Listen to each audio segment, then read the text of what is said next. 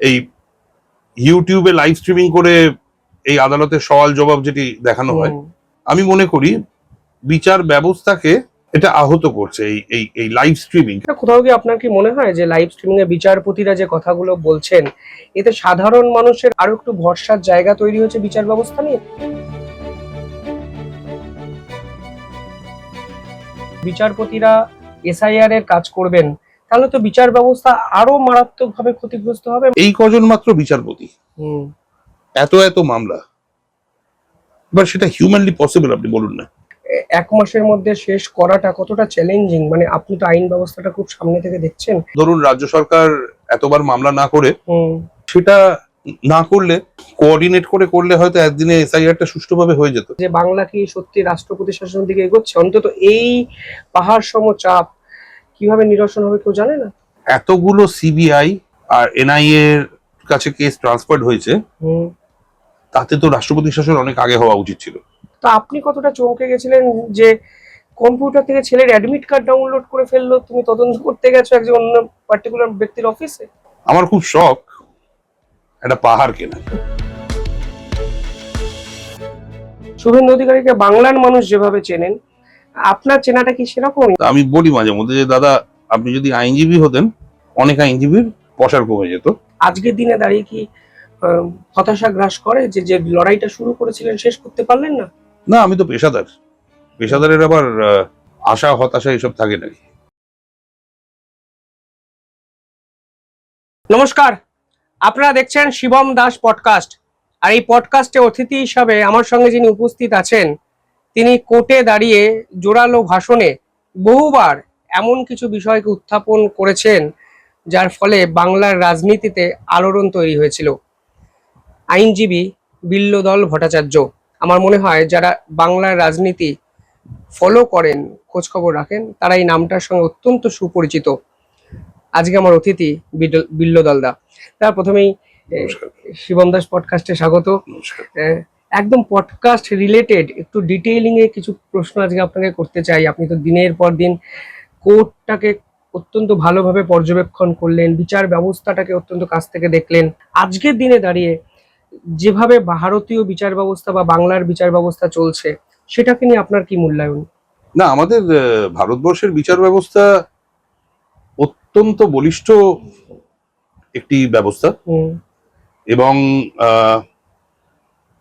তিনটে যে পিলার আছে, তিনটে যে উইং আছে একটি দেশের, এক্সিকিউটিভ, লেজিসলেচার আর জুডিশিয়ারি, তার মধ্যে স্ট্রংগেস্ট হচ্ছে আমাদের এই জুডিশিয়ারি, এই থার্ড উইং যেটা আর কি। তো আপনি যদি দেখেন, আপনি যদি তথ্য কম্পেয়ার করেও দেখেন, করাপশন রিলেটেড অ্যালিগেশনও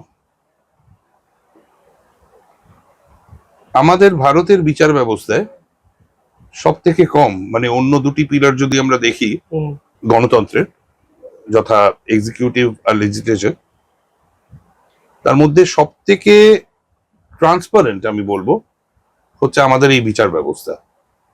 আর আমাদের বিচার ব্যবস্থা যেভাবে চলে, আমাদের বিচার ব্যবস্থা তো চলে হচ্ছে আপনার কনস্টিটিউশনাল মেকানিজমে আর জুডিশিয়াল প্রেসিডেন্টের উপরে নির্ভর করে।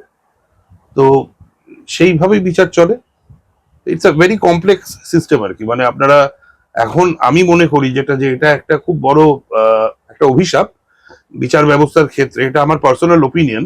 এই ইউটিউবে লাইভ স্ট্রিমিং করে এই আদালতের সওয়াল জবাব যেটি দেখানো হয়, কিন্তু সেটা দেখে, বা আমি দেখেছি বহু জায়গায় ইউটিউবার কিছু কিছু জায়গা হয়তো আপনার এডিট করে আপলোড করে দেয় আর কি। এটা কিন্তু অ্যাকচুয়াল রিফ্লেকশন অফ বিচার ব্যবস্থা নয়। যেভাবে বিচার হয় এটা তাকে রিফ্লেক্ট করে না। এটা আমি মনে করি বিচার ব্যবস্থাকে এটা আহত করছে এই এই এই লাইভ স্ট্রিমিং। কারণ দেখুন, আমরা আইনজীবী বা যারা বিচারপতি আছেন, আমরা কেউ পুনার আপনার ওই ফিল্ম ইনস্টিটিউটে গিয়ে বা এখানেও সত্যজিৎ রায় ফিল্ম ইনস্টিটিউটে গিয়ে আমরা কিন্তু অ্যাক্টিং শিখিনি, আমাদের সিনেমা করার কোনো ইচ্ছা নেই, সিনেমা বা নাটক করার কোনো ইচ্ছা নেই। এটা একটা পেশাদার জায়গা, আমরা পেশাদার আইনজীবী হিসেবে, যারা বিচার করছেন তারা বিচারক, তারা সাংবিধানিক স্বীকৃতিতে বিচারক। এতে যেটা হচ্ছে, এতে আমরাও হয়তো অনেক সময় সওয়াল করতে গিয়ে আমরা নিজেদেরকে বারবার হয়তো প্রশ্ন করে ফেলি যে এইটা বলবো, এটা যদি আবার একটা পোর্শন তুলে ধরে ইউটিউবে দিয়ে দেওয়া হয় তাহলে মামলায় জিতি কি হারি সেইটা হয়তো খুব একটা বেশি ম্যাটার করবে না, কিন্তু একজন আইনজীবীকে তার একটা সওয়ালের জন্য গোটা সমাজ কিভাবে তাকে সমালোচনা করবে সেটা নির্ধারিত হবে আমার এই সওয়ালের ওপরে। তো এটা বন্ধ করা দরকার। এই আর তার থেকেও বড় কথা, ধরুন ইউটিউবের এই যে আমরা ডেটাটা শেয়ার করছি, এই ডেটা শেয়ারিংটা তো হচ্ছে আপনার YouTube is an American channel. Right. আমার দেশে তো এখনো সার্বভৌমত্ব আছে, সভারেনিটি। ভারতবর্ষ সাংবিধানিকভাবে তো সভারেন। সার্বভৌমত্ব 4 রকমের হয়: internal sovereignty, external sovereignty, political sovereignty আর জুডিশিয়াল সভারেনিটি। তো আমার জুডিশিয়াল সভারেনিটি আমি কেন স্যাক্রিফাইস করব বিদেশি একটি, যারা আপনার মানে ডেটা স্টোরেজ করছে বা ডেটা ট্রান্সমিট করছে তাদের সাথে? মানে এতে তো আমার দেশের প্রাইভেসি পর্যন্ত কম্প্রোমাইজ হচ্ছে। এই যে ধরুন আপনার এই সোনাম ওয়াংচুকের যে মামলা, সেটা নিয়ে সুপ্রিম কোর্টে যে সওয়াল জবাব চলছে, যে বিচার প্রক্রিয়া চলছে, সেটা দেখি ইউটিউবে লাইভ স্ট্রিম হচ্ছে। কিন্তু এই ন্যাশনাল সিকিউরিটি অ্যাক্ট, যেটা প্রভিশন অনুযায়ী এই মামলার শুনানি হচ্ছে, সেই অ্যাক্টে বলা আছে হচ্ছে যে সেটা পুরোটা ইন ক্যামেরা করতে হবে। এবার সেটা দেখানো হচ্ছে কোথা থেকে? আদালতের পুরো প্রক্রিয়াটি ট্রান্সমিটেড হচ্ছে আপনার আমেরিকাতে, আমেরিকা থেকে সেই তথ্য আবার ইউটিউবে সবাই দেখতে পাচ্ছে। তো এই টেকনোলজিক্যাল কিছু জিনিস অভিশাপ না বর, সেই জিনিসটাও নির্ণয় করে আর কি। এবং তার জন্য আমি মনে করি যে বিচার প্রক্রিয়া কিছু ক্ষেত্রে সাফার করছে আর কি। আপনার এটা মনে হয় না এই যে লাইভ স্ট্রিমিং যখন শুরু হয়েছিল, লজিকটা ছিল যে সাধারণ মানুষের জন্য বিচার ব্যবস্থা, সাধারণ মানুষ দেখার অধিকার নিঃসন্দেহে আছে, কারণ সাধারণ মানুষের মামলাই তো আদালতে হয়, এটা তো অন্য গ্রহের মামলা তো শোনা হয় না। ফলে সেই জায়গাতে আপনি সাধারণ মানুষকে ডিপ্রাইভ করতে বলছেন? না না না, দেখুন, court is for the people, of the people, by the people. এটা আজকের নয়, এটা বহু যুগ আগের। এটা জাস্টিস ও চিরাপ্পা রেড্ডি 1985 সালে বলে গেছেন সুপ্রিম কোর্টের এক জাজমেন্টে একটি। আমার বক্তব্য সেটা নয়, আমার বক্তব্য হচ্ছে যে ইচ্ছুক হবে সে দেখুক। সে দেখতে গেলে সে তো ভিডিও কনফারেন্সিং যেটা হচ্ছে আর কি, তাতে সে তার নাম দিয়ে, আইডেন্টিটি দিয়ে এন্ট্রি নিয়ে দেখুক। বাট এই যে জোর করে সবাইকে দেখানো, ইউটিউবে জিনিসটাকে ছড়িয়ে দেওয়া, যাতে কি হচ্ছে এই ভিডিওগুলোই মিসইউজ হচ্ছে। কেননা একটা কপিরাইট ইনফ্রিঞ্জমেন্টের ব্যাপার থাকছে, সেটা মানছে না কেউ, হয়তো 2 মিনিটের কিছু নিয়ে সেটাকে এডিট করে এবার কোর্টের সাথে, জাজের সাথে হয়তো লয়ারের কিছু ইন্টারাকশন হচ্ছে, এটা মামলা চলাকালীন হয়তো অনেক ইন্টারাকশন হয়। এবার সেইটাকে, জিনিসটাকে আপনার স্পাইস আপ করার জন্য সেই জায়গাটাকে এডিট করে করে তারপরে দেখাবে হচ্ছে উকিলের চোখের ভেতর থেকে আপনার ওই মানে লেজার রের মতো কি সব বেরোচ্ছে আর কি, জজ সাহেবের চোখ দিয়ে ওরকম বেরোচ্ছে। এগুলো কন্টেম্পট, এগুলো আদালত অবমাননা। তো এই জিনিসগুলো করা হয়। তো যাদের দেখার ইচ্ছে তারা অবশ্যই দেখবে, তারা ভিডিও কনফারেন্সিং এর মাধ্যমে দেখবে, লাইক মানে যেটা এতে হয় আপনার মানে জুমে হয় বা অন্যান্য যে মানে ভিডিও কনফারেন্সিং প্ল্যাটফর্মে হয়। বাট এই ইউটিউবে এরকম ভাবে জিনিসটাকে পুরো আপলোড করে দিয়ে পুরো লাইভ প্রসিডিংস, লাইভ স্ট্রিমিং চলছে, সমস্ত কিছু লাইভ স্ট্রিমিং চলছে, এই জিনিসটা বন্ধ করা দরকার। এটা আমি মনে করি যে আদালতের ডিগনিটি আর ম্যাজেস্টি এই জিনিসটার জন্য হয়তো কিছুটা হলেও বা অনেকটাই খর্বিত হচ্ছে। তো এটা আমি মনে করি। আমাদের এই বাংলার একজন প্রভাবশালী নেতা এই লাইভ স্ট্রিমিং বন্ধের আবেদন করেছিলেন কোর্টে সরাসরি, যে তার মামলাগুলো এইভাবে যেন লাইভ স্ট্রিমিং এ তুলে ধরা না হয় এবং বিচারপতি যে ধরনের পর্যবেক্ষণ তুলে ধরছেন তাতে তার মানহানি হচ্ছে, এটাকে কি আপনি সমর্থন করেন? না, স্পেসিফিক বিষয়ে আমার মামলার সময় লাইভ স্ট্রিমিং বন্ধ করে দাও, অন্যদের ক্ষেত্রে লাইভ স্ট্রিমিং চালু রাখো, সেটা তো হয় না। What is sauce for the গ্যান্ডার is sauce for the goose. Right. হ্যাঁ, তো এরকম তো করা যায় না, নিশ্চয়ই তাহলে ডাল মে কুছ কালা হ্যায়। তাই জন্য লাইভ স্ট্রিমিং আমার মামলার বিচার প্রক্রিয়ার সময় করা যাবে না সেটা বলা হয়েছিল। আর তখন তো সেই পিরিয়ডে আপনি যেটা কথা বলছেন, তখন জাস্ট একটা পাইলট প্রজেক্ট হিসেবে লাইভ স্ট্রিমিং জিনিসটা শুরু হয়েছিল। তো তখন তো এইভাবে এই আজকের দিনে আমরা যেটা দেখছি যে মিসইউজ হচ্ছে আপনার, সেই জিনিসটি তখন হতো না। এখন যেটা আপনাকে বললাম যে অনেক ক্রিয়েটর দেখছি ওই 2 মিনিট 3 মিনিটের একটা নিয়ে একটা ক্লিপ তৈরি করে একটা সেন্সেশনাল একটা হেডলাইন দিয়ে দিল, ট্রল করছে, হ্যাঁ একটা থাম্বনেল তৈরি করে দিল, করে সেটাকে আপলোড করছে। এই জিনিসটা বন্ধ করতে বলছি। আমি তো একবারও বলছি না যে লাইভ স্ট্রিমিং বন্ধ করা হোক। লাইভ স্ট্রিমিং মানে ভিডিও কনফারেন্স দিকে যেটা হচ্ছে সেটা নয়, এই থার্ড পার্টি ইন্টারমিডিয়েট দিয়ে এই ইউটিউব দিয়ে আপলোড করে জিনিসটা এই করা, আমি বলছি এই জিনিসটাকে খর্ব করা দরকার। কেননা যদি লাইভ স্ট্রিমিং হয়, কি হবে, কারা কারা দেখছে সেই ডিটেল গুলো অ্যাটলিস্ট কোর্টের কাছে থাকবে, যাতে কেউ যদি মিসইউজ করে তার বিরুদ্ধে স্টেপস দেওয়া যায়। কিন্তু ইউটিউবের থেকে যদি কেউ নিয়ে করে, কে করছে এবার কোথা থেকে করছে সেটাও তো ধরা যাবে না, তার সোর্সটাও ধরা যাবে না। কোথাও কি আপনার কি মনে হয় যে লাইভ স্ট্রিমিং এ বিচারপতিরা যে কথাগুলো বলছেন, এতে সাধারণ মানুষের আরো একটু ভরসার জায়গা তৈরি হচ্ছে বিচার ব্যবস্থা নিয়ে? কারণ অনেক ক্ষেত্রে বিচারপতিরা অ্যাগ্রেসিভ কিছু অ্যাটিটিউড শো করছে লয়ারের প্রতি। সাধারণ মানুষ বুঝতে পারছেন যে বিচারপতিরা আছেন, তাই আমরা অনেক বেশি সুরক্ষিত থাকতে পারি। যদি এই অ্যাঙ্গেলটাও ভাবেন আপনি। দেখুন, সভ্যতার সব থেকে পুরনো পেশাগুলির মধ্যে একটি হচ্ছে আইন পেশা। এটিকে বলা হয় হচ্ছে দ্বিতীয় সবচেয়ে পুরনো পেশা। বহু জিনিস কোর্টে মামলা করার সময় বা মামলা চলার সময় বহু রকমের ইন্টারাকশনস হয়। কোনো বিচারপতি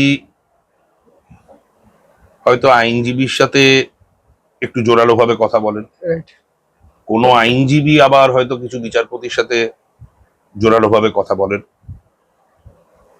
এগুলো আমাদের প্রফেশনের সাথে ওতপ্রোতভাবে জড়িত, কিন্তু আলটিমেটলি যেটা দেখতে হবে সেটা হচ্ছে জাজমেন্টটা কি, অর্ডারটা কি।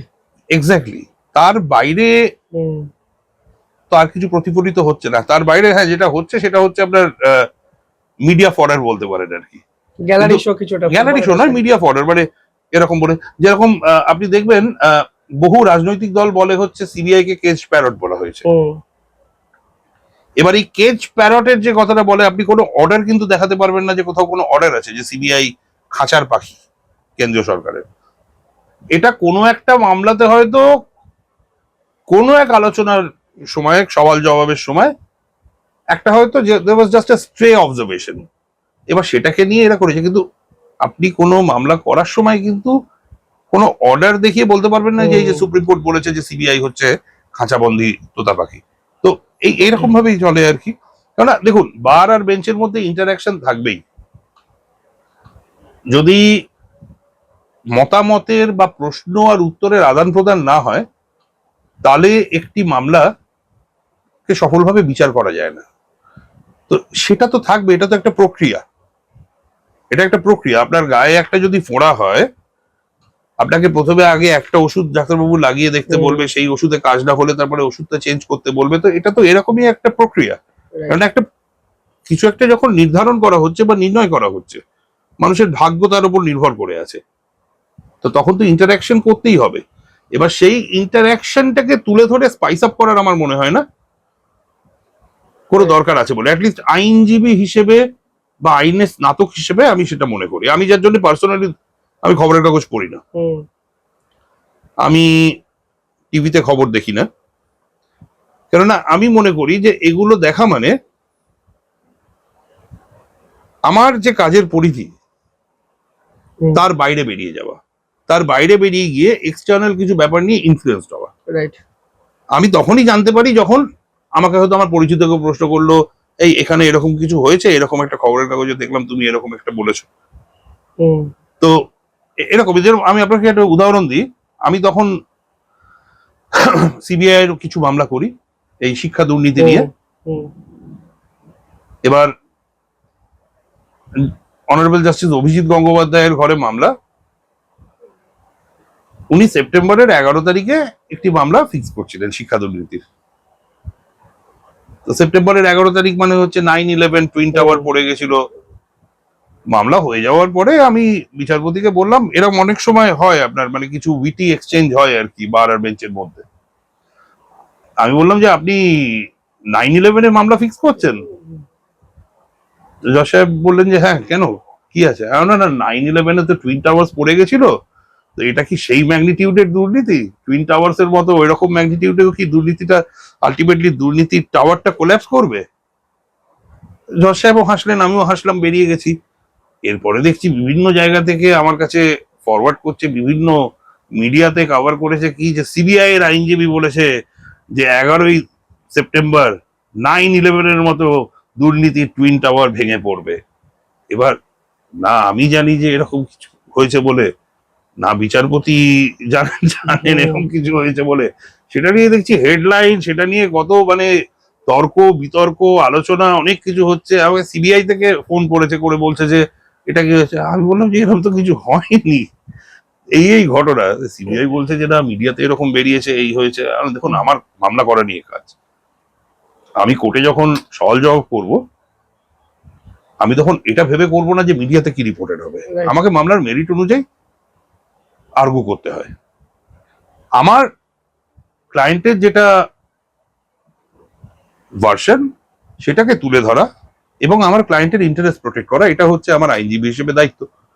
এবার আমি সেটাই করব। এবার বাকি মিডিয়া কোথায় কি রিপোর্ট করছে সেটা তো আমার দেখার কথা নয়। এবার তো 11ই সেপ্টেম্বর এলো, মামলা এলো, এবার তো কোর্টে তো প্রচন্ড ভিড়, সে মিডিয়ার লোকজন হয়েছে, সকাল থেকে নাকি সে টিভিতে এতে সব নাকি দেখাচ্ছে। আমি গিয়ে প্রথমে জজ সাহেবকে বললাম যে মাই লর্ড, এই মিডিয়ার জন্য বার আর বেঞ্চের মধ্যে যে কখনো কখনো আমাদের যে একটু সিচুয়েশন লাইটেন করার জন্য আমাদের যে ইন্টারাকশন হয় সেটাও বোধহয় বন্ধ হয়ে গেছে। জজ সাহেব বলছে যে 9/11 নিয়ে বলছেন? না হ্যাঁ, বলছে আমিও বুঝেছি, আমিও দেখেছি, এগুলো তো এই পার্টস থাকবেই এগুলো। আজকের দিনে দাঁড়িয়ে আপনার মনে হয় যে বারবার শুনতে পাই না যে মিডিয়া ট্রায়াল, এই মিডিয়া ট্রায়াল বিষয়বস্তুটি কি বিচার ব্যবস্থার উপর মারাত্মকভাবে প্রভাব ফেলে বা ফেলছে বলে আপনি মনে করেন? দেখুন, আইনজীবী হিসেবে বলবো এই মিডিয়া ট্রায়াল জিনিসটি সমাজের প্রতি একটি অভিশাপ। আদালতের উপরে প্রভাব ফেলছে কি ফেলছে না সেটা সেকেন্ডারি, কিন্তু যে মানুষটিকে নিয়ে মিডিয়া ট্রায়াল চলে সেই মানুষটি রেপুটেশন তো সাংঘাতিক রকম ভাবে ড্যামেজ হয়। আর আমি মনে করি মিডিয়ার কোনো রাইট নেই কোনো বিচারাধীন মামলা নিয়ে এরকম আগে থেকে আলোচনা করার বা প্যানেল বসিয়ে দেওয়ার, এটা করতে পারে না, এটা সম্পূর্ণ বেআইনি কাজ। বাট দেখুন তাদেরকে তাদের কাজ করতেই হবে, বর্তমান সমাজ যেরকম ডিমান্ড করে, তাদেরকে তাদের কমার্শিয়াল ইন্টারেস্টের জন্য সেটা করতে হবে। জানি না আপনি এটা দেখাবেন কিনা এই কথাগুলো যেগুলো বলছি। না, নিঃসন্দেহে দেখাবো। তবে আপনি কমার্শিয়াল ইন্টারেস্টের কথা বলছেন, ধরুন দুর্নীতির মামলা শেষ 2 বছর ধরে যে কথাগুলো উঠে এসছে, যে পর্যবেক্ষণগুলো আদালতে বারবার চর্চা হয়েছে, সেইগুলো নিয়ে যদি মিডিয়া চর্চা করে তাহলে সাধারণ মানুষেরও কাছে সেই চর্চাটা গিয়ে পৌঁছচ্ছে এবং সেটা তাদের জানার অধিকার আছে। আপনি স্যার এই পার্টিকুলার বিষয়টাকে কিভাবে দেখছেন? আপনাকে মনে হয় ডিটেইলিং এই আলোচনাগুলো করা উচিত নয়? দেখুন, আলোচনা অবশ্যই করতে পারে, কেউ বলছে না যে মিডিয়াতে আলোচনা হবে না কোনো পেন্ডিং মামলা নিয়ে। আমি বলছি মিডিয়া ট্রায়ালটা হবে না। আলোচনা কি করতে পারে? আদালতে একটি মামলা শুনানি হয়েছে বা শুনানি চলছে, এই মামলাতে এই সওয়াল করা হয়েছে এক পক্ষ থেকে, অন্য পক্ষ থেকে এই জবাব দেওয়া হয়েছে, আদালত এই পর্যবেক্ষণ করেছে, এই অবধি করে জিনিসটাকে বন্ধ রাখা উচিত। কিন্তু এখানে তো থেমে থাকে না, তার বাইরেও অনেক কিছু চলতে থাকে না। তার মানে এটা এই কিনা ওইটা ওই কিনা। আমি একটি মামলা করছি, সেই মামলাতে আমি একটা প্রেয়ার দিয়েছি হচ্ছে যাতে প্রসিডিংটা ইন ক্যামেরা হয়। এটা একটি ক্রিমিনাল মামলা। আমার মক্কেলের বক্তব্য হচ্ছে যে একটা ফ্রিভোলাস মামলা, একটা পুলিশ কমপ্লেন করা হয়েছে, তো তাই জন্য সেই কমপ্লেনটা কোয়াশ করা হোক। এবার সেটা নিয়ে আমি দেখলাম বহু জায়গাতে আপনার মিডিয়া টিডিয়াতে সমস্ত সেটা নিয়ে আলোচনা শুরু হয়ে গেল, যে উনি আদালতে দ্বারস্থ হয়েছেন, দ্বারস্থ হয়ে বলছেন যে এই কমপ্লেনটাকে কোয়াশ করা হোক, মানেই হচ্ছে উনি দোষী। উনি দোষী বলে উনি আদালতের দ্বারস্থ হয়েছেন, তার মানে এই তার মানে ওই করে জিনিসটাকে নিয়ে ট্রায়াল শুরু করে দেওয়া, একটা মানুষের রেপুটেশনকে নিয়ে সম্পূর্ণভাবে এরকম ভাবে ছেলে খেলা করা, এটা করার অধিকার আমি মনে করি কারণ নেই। কারণ দেখুন, আমাদের আর্টিকেল 21 যেটা সংবিধানের রাইট টু রেপুটেশনটাকে কিন্তু আর্টিকেল 21 মধ্যে একটি সাংবিধানিক মৌলিক অধিকার হিসেবে গণ্য করা হয়। তো কোনো মানুষের মৌলিক অধিকার বিচারের আগেই কি এরকম ভাবে ইম্প্যাক্ট করা যায়? সে লোকটির কি হচ্ছে, মানে আপনার কি অবস্থা হচ্ছে, সেটিও তো ভাবতে হবে। কমপ্লেন হয়েছে, এরকম এরকম অভিযোগ হয়েছে, এই এই বলে থেমে যাওয়া উচিত। আমার ধরুন আমাদেরই এক সতীর্থ আইনজীবী, তার বিরুদ্ধে একটি কমপ্লেন হয়েছে, সেটিকে নিয়ে তো কি সাংঘাতিক রকমের দেখছি যে আপনার মানে মিডিয়াতে কাটা ছেঁড়া চলছে, এই করা হয়েছে, ওই করা হয়েছে, সেই করা হয়েছে। ক্রিমিনাল আইনের প্রিন্সিপালই হলো যে একটি মানুষকে তখনই অপরাধী গণ্য করা হবে যখন সে অপরাধী প্রমাণিত হবে বিয়ন্ড রিজনেবল ডাউট, যখন সে প্রমাণিত হবে। সিভিল আইনের ক্ষেত্রে প্রিজাম্পশনটা হচ্ছে আপনার প্রিপন্ডারেন্স অফ প্রবাবিলিটির উপরে।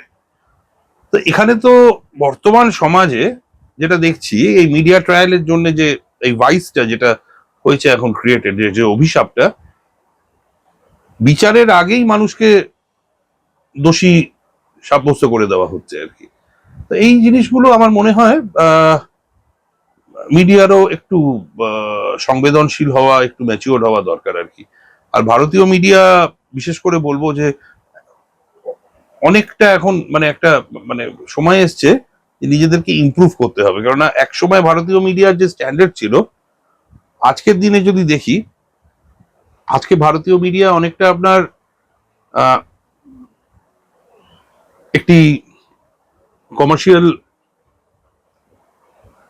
হিন্দি সিনেমার মতো হয়ে গেছে। আপনি দেখবেন এই ইরানের সাথে যে যুদ্ধ হচ্ছে আমেরিকা আর ইসরায়েলের,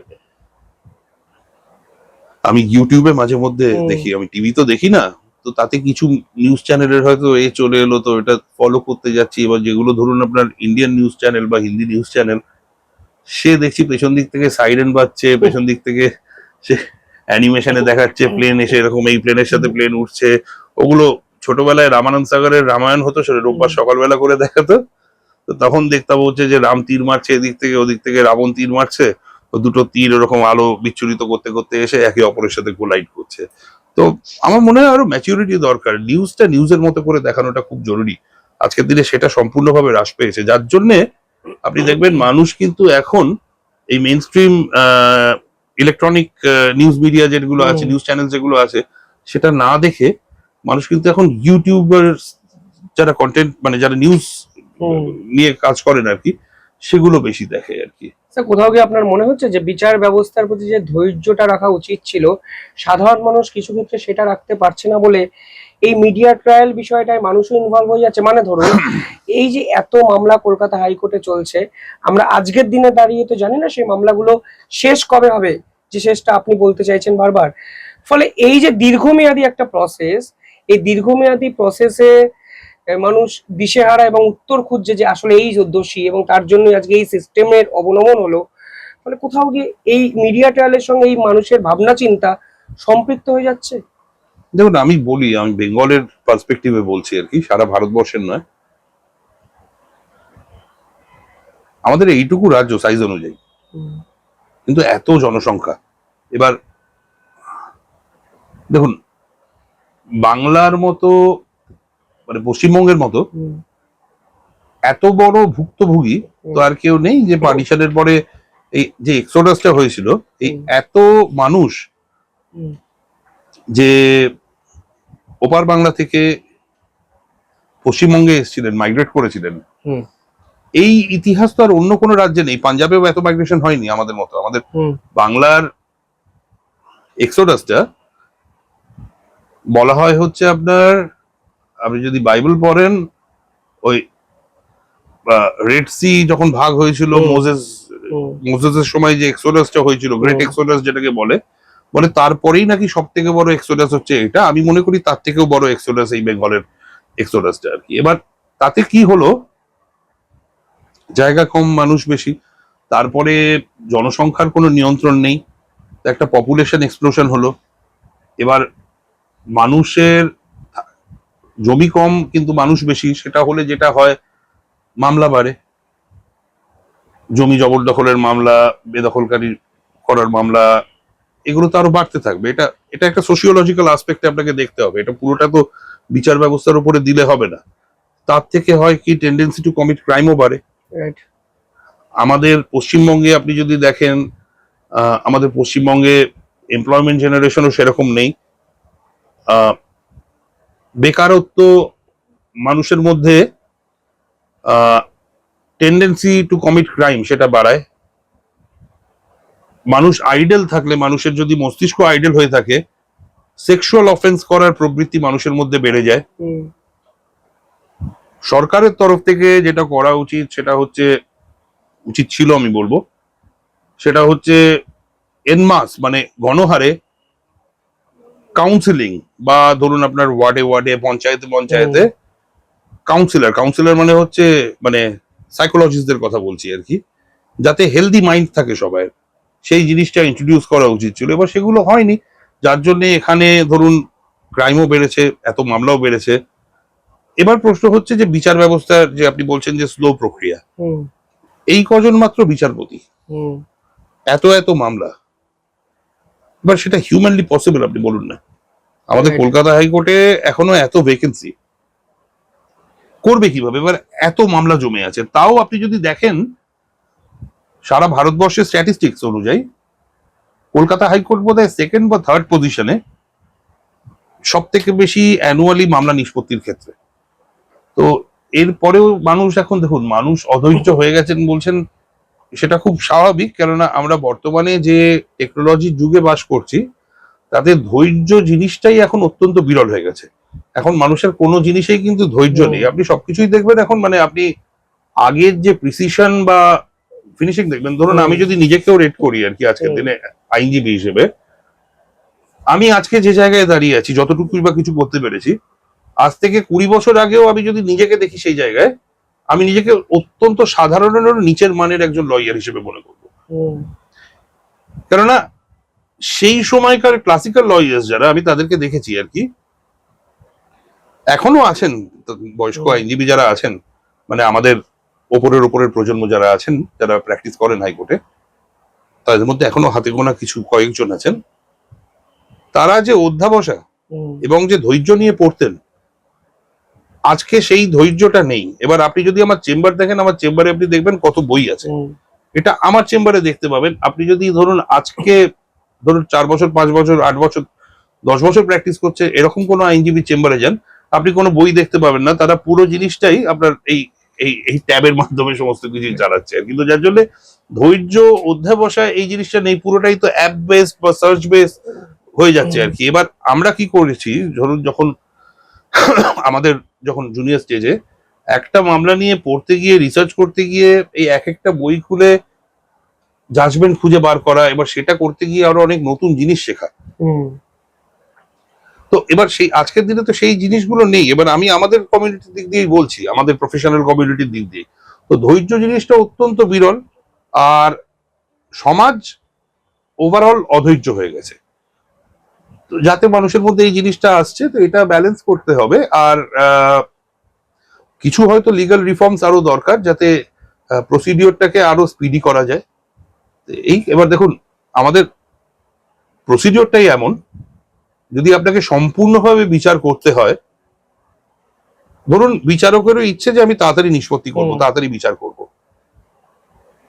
কিন্তু বিচার প্রক্রিয়াকে দীর্ঘায়িত করার বহু রকমের অপশনস আপনার ধরুন পার্টিদের কাছে থাকে। চাইলে অ্যাপিল করতে পারে, অ্যাপিলের থেকে আবার সুপ্রিম কোর্ট চলে যেতে পারে, কথায় কথায় হয়তো আপনার ডাইরেক্টলি একটা অনারেবল সিঙ্গেল জাজ হয়তো কোনো একটি অর্ডার পাস করলো, তার থেকে হয়তো ডাইরেক্টলি সুপ্রিম কোর্ট চলে গেল। হ্যাঁ, কিন্তু সুপ্রিম কোর্ট যাওয়াটা তো চারটিখানি কথা নয়। সুপ্রিম কোর্ট যেতে গেলে প্রচুর টাকা খরচ হয়, প্রচুর। সাধারণ মানুষ সেটা যেতে পারে না, যারা ধরুন যে লিটিগেন্টরা অসাধারণ, বা যাদের কাছে প্রচুর পয়সা আছে তারা হয়তো এরকম বারবার কথায় কথায় সুপ্রিম কোর্ট চলে যায়। মানে ধরুন অনারেবল কোনো সিঙ্গেল জাজ একটা কোনো হয়তো একটা ওয়ান লাইনের কোনো অর্ডার পাস করলো, করে হয়তো দুদিন বাদে মামলা ডাকলো। সাধারণ মানুষরা কি করবে? সাধারণ মানুষরা হয়তো দুদিন পরে আবার সওয়াল করার জন্য রেডি থাকবে। ধরুন সেখানে যদি কোনো অথরিটি হয়, যেটা সাধারণ মানুষদের ক্ষেত্রে পসিবল নয়, বা রাজ্য সরকার হয়, তারা হয়তো সেটাকে চ্যালেঞ্জ করে সুপ্রিম কোর্ট চলে যাবে, কারণ অর্থের তাদের কাছে অভাব নেই। কারণ আদারওয়াইজ ওখানে তো ভীষণ এক্সপেন্সিভ, ওখানে ভীষণ এক্সপেন্সিভ আদারওয়াইজ। স্যার, এই প্রক্রিয়ার মধ্যে দাঁড়িয়েও বিচারপতিরা এসআইআর এর কাজ করবেন, তাহলে তো বিচার ব্যবস্থা আরো মারাত্মকভাবে ক্ষতিগ্রস্ত হবে। মানে বিচারপতির সংখ্যা তো এমনি কম। না, হাইকোর্টের বিচারপতিরা তো আর প্রত্যক্ষভাবে এসআইআর এর কাজ করছেন না। যারা ডিস্ট্রিক্ট জুডিশিয়ারিতে আছেন তাদেরকে এসআইআর এর কাজ করতে সুপ্রিম কোর্ট নির্দেশ দিয়েছেন, মাননীয় মহামান্য সুপ্রিম কোর্ট নির্দেশ দিয়েছেন। তো তারা করছেন, হ্যাঁ, সাফার তো করছে। মানে আমাদের যেরকম ধরুন বিগত 2 সপ্তাহ মানে খুব মন্দা যাচ্ছে সেই অর্থে। মানে লোয়ার কোর্টে না, লোয়ার কোর্টে কারোর কোনো মামলাই হচ্ছে না। জাস্ট ওই 2-1টা কোর্ট যাদেরকে ডেজিগনেট করে রেখেছে আর্জেন্ট ম্যাটারের জন্য, ওই তাদের কোনো ডেট থাকলে সেই ডেটটা এক্সটেন্ড করে দিচ্ছে। তো বিচার ব্যবস্থাটা এখন বলতে পারেন মানে মোটামুটি বিচার প্রক্রিয়া ডিস্ট্রিক্ট লেভেলে কার্যত বন্ধ বলতে পারেন। স্যার, এসআইআর নিয়ে শেষ 2 মাস ধরে বাংলায় যেটা দেখছি, সেটাও তো একটা আনএক্সপেক্টেড একটা জিনিস। এবং আজকে যদি বিচারপতিরা বা ডিস্ট্রিক্ট কোর্টের বিচারপতিরা পুরো বিষয়টা টেক ওভার করেন, নির্দিষ্ট সময় এসআইআর শেষ হবে কিনা সেটাই তো আজকের দিনে একটা বড় প্রশ্ন। 60 লক্ষ নাম আন্ডার জুডিশিয়ারি। কি করা যায় বলেন? এটা যদি এখন একটা মানে প্রপার কোঅর্ডিনেশন করে, যদি ধরুন রাজ্য সরকার এতবার মামলা না করে এই এত সুপ্রিম কোর্টে গিয়ে করে, এখন তো এটা তো সুপ্রিম কোর্টের নির্দেশেই হচ্ছে, রাজ্য সরকারই তো সুপ্রিম কোর্ট গিয়েছিল। তো সেটা না করলে, কোঅর্ডিনেট করে করলে হয়তো একদিনে এসআইআরটা সুষ্ঠুভাবে হয়ে যেত। এখন একটা আননেসেসারি কমপ্লিকেশন ক্রিয়েটেড হয়েছে। এখন আপনি বলুন না, হিউম্যানলি পসিবল এত 60 লক্ষ নাম আপনি কিভাবে শেষ করবেন 2 সপ্তাহের মধ্যে? হ্যাঁ, আপনি হিসেব করুন না, যদি 2 মিনিট করে করেও একটি কেস কনসিডার করা হয়, তাহলেও আপনি দেখুন না কতদিন লেগে যায়। তো দেখা যাক কি হয়। এখন এই অবস্থায় দাঁড়িয়ে রাষ্ট্রপতি শাসনের কতটা সম্ভাবনা দেখতে পাওয়া যাচ্ছে, এবং স্যার রাষ্ট্রপতি শাসনটা কেন হবে, কখন হতে পারে? না, এখন গভর্নমেন্টের টার্ম যদি শেষ হয়ে যায়, টেনিয়ার যদি শেষ হয়ে যায়, তখন তো রাষ্ট্রপতি শাসন ছাড়া উপায় নেই, যদি না তার আগে ইলেকশন প্রসেস কমপ্লিট করতে পারে আর কি। এখন দেখা যাক এটা কতটা অগ্রগতি হচ্ছে, কবে ইলেকশন নোটিফাইড হচ্ছে, সেগুলোর উপরই সমস্ত এখন নির্ভর করবে। এখন ইলেকশন কবে নোটিফাই করে সেটাও খুব দেখার, কেননা ইলেকশন কি এই সুপ্রিম কোর্টের অর্ডার অনুযায়ী ফাইনাল লিস্ট অলরেডি পাবলিশড হয়ে গেছে। এবারে যেগুলো বেরোবে সেগুলো হচ্ছে সাপ্লিমেন্টারি লিস্ট। এবার সাপ্লিমেন্টারি লিস্ট আপনার পাবলিশ করতে পারে, বা নমিনেশন ফাইলিং এর আগের দিন অব্দিও পাবলিশ করতে পারে। তো এবার এটাই দেখতে হবে যে কাজ কতটা কিভাবে এগোচ্ছে, ইলেকশনের নোটিফিকেশন কবে হচ্ছে, তার সাথে সামঞ্জস্য রেখে তারপরে এই জিনিসটা, এটা অনেকগুলো কন্টিনজেন্সির উপরে নির্ভর করছে। তো 60 লক্ষ নামের শুনানি 1 মাসের মধ্যে শেষ করাটা কতটা চ্যালেঞ্জিং? মানে আপনি তো আইন ব্যবস্থাটা খুব সামনে থেকে দেখছেন, এটা কি সত্যি সম্ভব বাস্তবের মাটিতে দাঁড়িয়ে? খুব খুব খুব খুব ডিফিকাল্ট, খুব অমানবিক, খুব মানে অমানবিক পরিশ্রম করে যদি কিছু করা যায়। আর তারপরে তো দেখলাম যে মাঝে কলকাতা হাইকোর্ট থেকেও তো আবেদন করা হয়েছিল মহামান্য সুপ্রিম কোর্টের কাছে, যার ফলে মহামান্য সুপ্রিম কোর্ট আবার নির্দেশও দিয়েছে, ক্লারিফাই করে দিয়েছেন যে আশপাশের 2টি রাজ্য থেকেও জুডিশিয়াল অফিসারদেরকে রিকুইজিশন করা যাবে। এখন দেখা যাক যদি আরো অ্যাডেড স্ট্রেংথ নিয়ে যদি আরো তাড়াতাড়ি জিনিসটা করতে পারে। স্যার, রাষ্ট্রপতি শাসন মানেটা কি? সাধারণ মানুষ রাষ্ট্রপতি শাসন এই শব্দটি অনেক শুনেছে, এক্স্যাক্টলি রাষ্ট্রপতি শাসন হলে হয়টা কি? রাষ্ট্রপতি শাসন মানে হচ্ছে ধরুন সরকার থাকছে না, ক্যাবিনেটই তো ডিসলভ হয়ে যাচ্ছে। সো ক্যাবিনেট ডিসলভ হয়ে গেলে পুরো জিনিসটাই আপনার তখন রাষ্ট্রপতির নির্দেশে চলবে আর কি। সমস্ত ডিপার্টমেন্ট এভরিথিং, মানে ধরুন আপনার ইউনিয়ন টেরিটরি গুলো যেরকম ভাবে অ্যাডমিনিস্ট্রেট হয় সেইভাবে তখন অ্যাডমিনিস্ট্রেট হবে।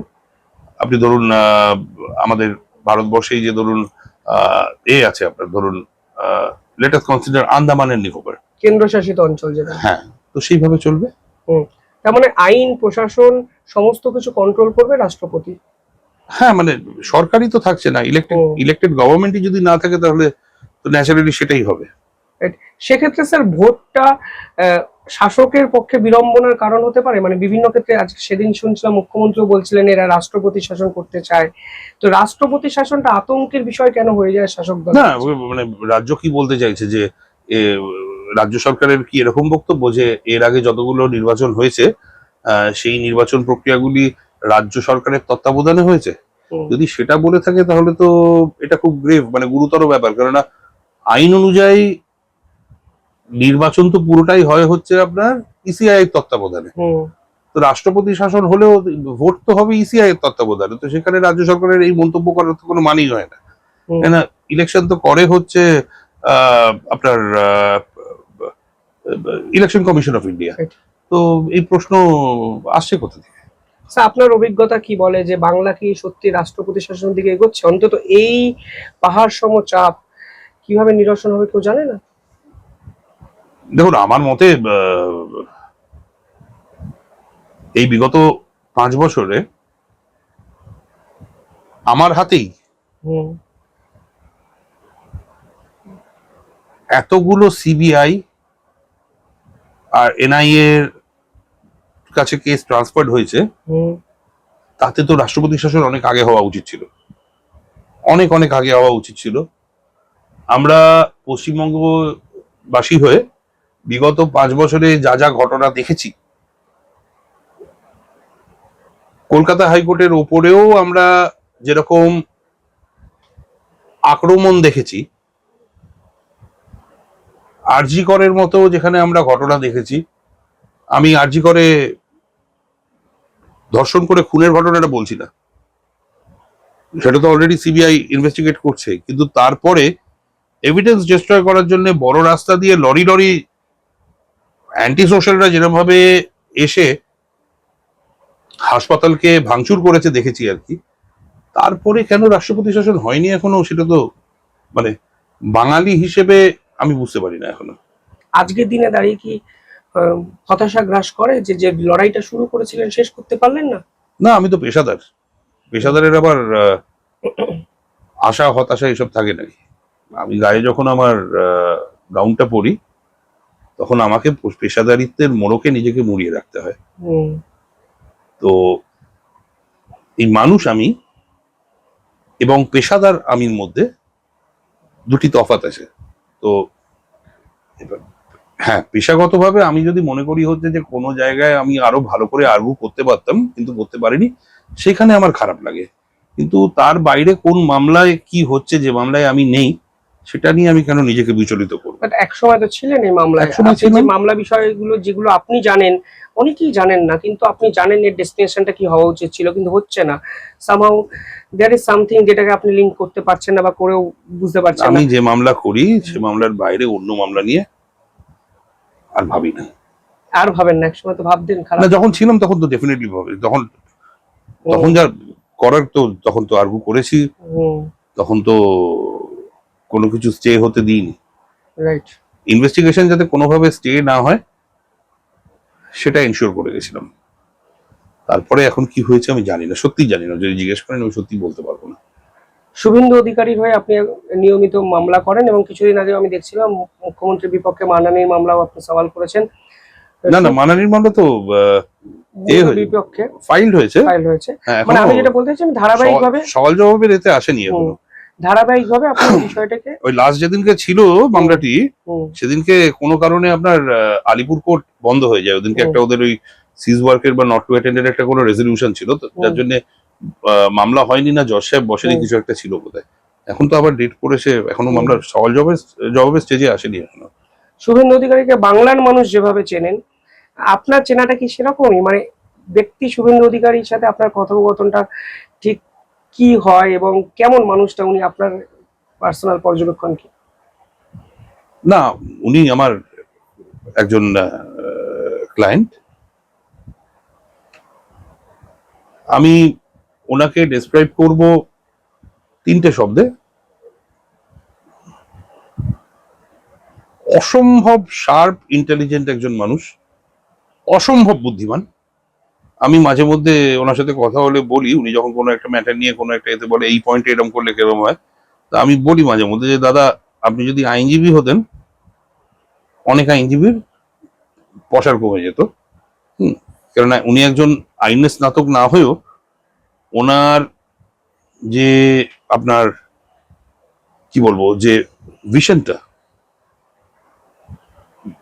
বা ফারসাইটেডনেস, অসম্ভব ইন্টেলিজেন্ট একজন মানুষ, তীক্ষ্ণ বুদ্ধি সম্পন্ন, অ্যাট দ্য সেম টাইম খুব সহজ সরল মানুষ, খুব সহজ সরল মানুষ। আপনি যদি মানুষ শুভেন্দু অধিকারীকে দেখেন, and he has a lot of kindness. He has a lot of kindness. আমি অ্যাটলিস্ট ওনাকে অ্যানালাইজ করে আমি এই আসপেক্ট গুলো দেখেছি। অত্যন্ত সাধারণ একটি লাইফস্টাইল লিড করেন। বিরোধী দলনেতা বারবার হাইকোর্টে ছুটে যাচ্ছেন এবং আমার মনে হয় কতগুলো মামলা তার বিপক্ষে হয়েছে বা তিনি কতগুলো মামলা করেছেন শেষ 3-4 বছরে, এই লিস্টও কারোর কাছে হয়তো নেই, আপনি হয়তো বলতে পারবেন। এই বিষয়টা কিভাবে দেখেন যে এতবার আদালতের দ্বারস্থ হতে হয় বিরোধী দলনেতাকে? না, হয়েছে, আপনারা তো সবাই জানেন, সবাই দেখেছেন। আর প্রত্যেকটি বারেই তো আদালতের থেকে অর্ডার এরকম নয় যে দেওয়া হয়নি, অর্ডার তো বারবার যেতে হয়েছে। তার কারণ হচ্ছে ওনার প্রতি অবিচার হয়েছে, সেটি তুলে ধরার জন্য উনি আদালতের কাছে গেছেন, এবং তাতে বিচার প্রক্রিয়া কি ফলাফল সে তো আপনারা সবাই দেখেছেন। এরকম তো নয় যে অকারণে উনি আদালতে গেছেন, যেতে হয়েছে বারবার। ভেরি আনফর্চুনেট যে একজন বিরোধী দলের নেতা বা ফর দ্যাট রিজন কোনো মানুষকেই রাজ্যর বিরুদ্ধে প্রতিকারের জন্য বা রাজ্যর বিরুদ্ধে প্রতিবাদের জন্য আদালতে যেতে হয়। কারণ রাজ্য এমন কাজ কেন করবে যে সাধারণ মানুষকে আদালতে দৌড়তে হবে? বাট সেটা তো হচ্ছে, আপনি রিসেন্টলি দেখলেন তো যে একজন জ্যোতিষী, আমি সেদিকে ইউটিউবে দেখছিলাম, বনগাঁর দিকের কোনো এক জ্যোতিষী বোধহয়, কি নামটাম জানি না, সে কালো জামা কাপড় পরেন, সে খুব গায়ে সোনা টোনা অনেক পরেন আর কি, দাড়িওয়ালা এক ভদ্রলোক। সে ভদ্রলোককে কেরম আননেসেসারিলি অ্যারেস্ট করে নিয়ে চলে গেছে পুলিশ, কোন এক অ্যাক্ট্রেস কি কমপ্লেন করেছে তাই জন্য। ইটস ভেরি আনফর্চুনেট যে এরকম ভাবে। সেই লোকটা তো রাজনীতির সঙ্গে যুক্ত নয় বোধহয়, সে তো সাধারণ মানুষ, জ্যোতিষ চর্চা করে বোধহয়। তো সাধারণ মানুষকে যদি এরকম ভাবে অহেতুক ভাবে পুলিশ প্রসিকিউশনে ফেস করতে হয়, তাহলে যারা বিরোধী রাজনীতির সাথে যুক্ত তাদের কি হচ্ছে সে তো বুঝতেই পারছেন। তো তাই হচ্ছে। বিচারপতি অভিজিৎ গাঙ্গুলি যখন রাজনীতিবিদ অভিজিৎ গাঙ্গুলি হলেন, আপনি তার মধ্যে কি কোনো বদল দেখতে পেয়েছেন পরবর্তীকালে মিশে? আমার সাথে অনুষ্ঠান বাড়িতে 2-1 বার দেখা হয়েছে। উনি তো দেখুন, he has always been very my dear person আর কি। কোর্টে যখন ওকালতিও করতেন, আমরা সব ওই করিডোরেই বেশিরভাগ সময় সব থাকতাম আর কি। আমার থেকে অনেকটা সিনিয়র ছিলেন অভিজিৎ দা। তো তখনও always he was a very my deer man. বিচারক হিসেবে তো বিচার করেছেন যখন আপনারা বিচার কক্ষে দেখেছেন, বাট বিচার ধরুন অনুষ্ঠান বাড়িতে তার বাইরেও যখন দেখা হয়েছে, তখন কিন্তু আমরা সেই আইনজীবী অভিজিৎ দাকেই দেখেছি আর কি। তো এখনো যখন দেখা হয়, এই তো এই কৌস্তব বাগচির বিয়েতে নেমন্তন্ন ছিল, তো সেখানে অভিজিৎ দার সাথে দেখা হলো। হি রিমেন্স দ্য সেম, খুব এখনো সেই মাই ডিয়ার অভিজিৎ দাই আছেন আর কি। উনি কিছুদিন আগে সিবিআই বা ইডি তদন্ত নিয়ে বিস্ফোরকটি দাবি করেছিলেন, সেটিং তত্ত্বকে তিনি সামনে আনার চেষ্টা করেছিলেন। আচ্ছা, আজকের দিনে দাঁড়িয়ে আপনি অভিজিৎ গাঙ্গুলির সেই মন্তব্যের সাথে সহমত পোষণ করেন? দেখুন, উনি একজন রাজনৈতিক ব্যক্তিত্ব আজকের দিনে, আমি একজন আইনজীবী। আমি আবার বলছি, আমি রাজনৈতিক মামলা করি, কিন্তু আমি রাজনীতি করি না। আমি বলতে পারেন সমাজ সচেতন একজন আইনজীবী। এবার এটা উনি একজন রাজনৈতিক ব্যক্তিত্ব হিসেবে আর তাছাড়া উনি একজন পার্লামেন্টারিয়ান, তার থেকেও বড় কথা উনি একটি দল করেন, রাজনৈতিক দল করেন, উনি একজন ইলেক্টেড মেম্বার অফ পার্লামেন্ট। এবার উনি যে কথাটি বলতে পারেন নিশ্চয়ই ওনার নলেজে কিছু আছেন, তাই জন্য বলেছেন। এবার আমি তো সেটা নিয়ে কিছু বলতে পারবো না। শেষ প্রশ্ন, বাংলার যে সমাজের যে অবস্থা আপনি দেখছেন, দুর্নীতি বলুন, বিরোধী দলনেতা বা বিরোধী রাজনীতিবিদদের বিভিন্ন সময় হ্যারাস করা বলুন, বিচার ব্যবস্থা কি সত্যি এই কঙ্কালসার অবস্থাগুলোর বদল করতে পারে? সাধারণ মানুষের যে প্রশ্ন, যে আদালতে দেখা হবে বারবার, সাধারণ মানুষ যে বলতেন, আজকের দিনে দাঁড়িয়ে বিচার ব্যবস্থা কি পারে সেই পুরনো ভরসাস্থলটা আবার ফিরে পেতে? আমি তো মনে করি এই যে আপনি বারবার বলছেন পুরনো ভরসাস্থলটা ফিরে পেতে বলছেন আপনি, আমি তো মনে করি আজকের দিনে কলকাতা হাইকোর্টের ভরসাস্থল আজ থেকে অনেক বছর আগে যা ছিল তার থেকে অনেক অনেক অনেক অনেক একটা উচ্চ পেডেস্টালে আছে। আপনি যদি দেখেন, আপনি যদি লিগ্যাল হিস্ট্রি পড়েন, আপনি দেখতে পাবেন ব্রিটিশদের সময় কসিজোরা কেস প্রথম হয়েছিল, সেখানে এক্সিকিউটিভের সাথে জুডিশিয়ারির লড়াই লেগেছিল। কিন্তু তারপরে আপনি আবার দেখবেন সুপ্রিম কোর্ট অফ জুডিকেচার যখন হলো 1773 সালে, তখন আপনি দেখবেন যে এলাইজা ইম্পে কিভাবে এক্সিকিউটিভের সাথে আপনার একটা ষড়যন্ত্র করে মহারাজা নন্দকুমারের ফাঁসি দিয়েছিল। সেই দিন আর এই দিনের মধ্যে তো অনেক পার্থক্য। এবার আজকে তো আপনি দেখতে পারেন যে, আপনি যদি দেখেন সরকার ফর সাম রিজন আদালতকে মানে একটি প্রতিপক্ষ হিসেবে দেখে। ঠিক, বাট এটা তো ভুল, কেননা আদালত প্রতিপক্ষ নয়, আদালত নিউট্রাল। আদালতের কাছে যে মামলা আসে সে মামলার মেরিটের ওপরে আদালত বিচার করে, আদালত সেটাই করছে। বা সেটা যদি সরকারের ইন্টারেস্টকে সার্ভ না করে, তখন সরকার ভাবে হচ্ছে যে এর মধ্যে নিশ্চয়ই কোনো রাজনৈতিক দুরভিসন্ধি আছে। But it is not like that, it is not like that. আর আমি মনে করি বর্তমানে পশ্চিমবঙ্গে মানুষের কলকাতা হাইকোর্টের প্রতি আস্থা আগের থেকে আরো অনেক অনেক অনেক অনেক বেড়ে গেছে। ইনফ্যাক্ট হাইকোর্ট যে প্র্যাগম্যাটিক আর ডাইনামিক ভূমিকা নিয়েছে, সেইটা না নিলে মৌলিক অধিকার মানুষের মানে হয়তো মানে সম্পূর্ণভাবে খর্বিত হতে পারে। আপনি ধরুন সিরিয়ার যে অবস্থা, তার থেকেও খারাপ অবস্থা হতো পশ্চিমবঙ্গের। অবশ্যই আদালত ছিল বলে বাংলা এখনো বাংলার মতোই আছে। তবু তো মুখ্যমন্ত্রী যখন বিচারপতিরা কাদের টাকায় মায়না পান এই প্রশ্ন তোলেন এবং বিচার ব্যবস্থা এই পুরো বিষয়টায় নিশ্চুপ থাকে, সাধারণ মানুষের মনে তো একটা সংশয়বোধ কাজ করেই। প্রশ্ন অনেক, উত্তর খোঁজার চেষ্টা করছি আমরা, এবং আমার দৃঢ় বিশ্বাস বিল্লদল বাবু বহু উত্তর সহজভাবেই আপনাদের সামনে দিলেন। কিছু উত্তর পাশ কাটিয়ে এড়িয়ে যাওয়ার চেষ্টা করলেও যা বোঝানোর হয়তো উনি বুঝিয়ে দিয়েছেন এই সমগ্র পডকাস্টে। অসংখ্য ধন্যবাদ স্যার। ধন্যবাদ আপনাদেরও। দেখতে থাকুন শিবম দাস পডকাস্ট। ধন্যবাদ।